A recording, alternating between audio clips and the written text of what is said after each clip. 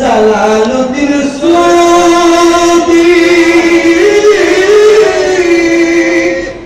৭৫ বার দেখলো নবীজি। কিতাব পড়ে দেখলাম ইমাম জালালুদ্দিন সুয়ুতী তিনি গৌসুল কবির ইমাম আহমদ কবির রিফাই যে সিলসিলার সাথে আমি পুরানা সম্পৃক্ত ইমাম আহমদ কবির রিফাই আলাইহির রাহমাত ওয়া রিদওয়ানের সিলসিলার খলিফাও ছিলেন, পীরও ছিলেন।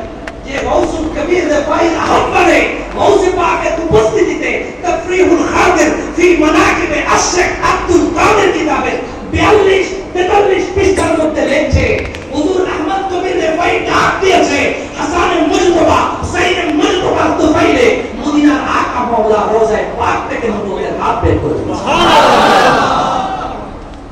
জালালুদ্দিন সুয়ুতী ৭৫ বার দেখলো নবীজি। এতবার দেখিয়া নবী, এতবার দেখিয়া নবী তৃপ্তি তাহার মিলে না। মদিনা মদিনা আশিক মুমিনের ঠিকানা। মদিনা মদিনা আশিক মুমিনের ঠিকানা। দয়ার নবী দয়া করো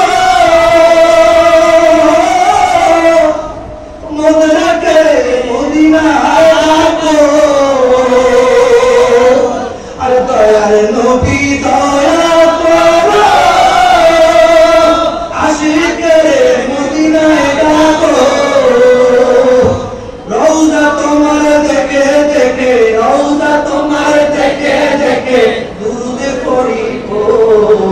মদিনা মদিনা আশিক মুমিনের ঠিকানা, মদিনা মদিনা আশিক মুমিনের ঠিকানা।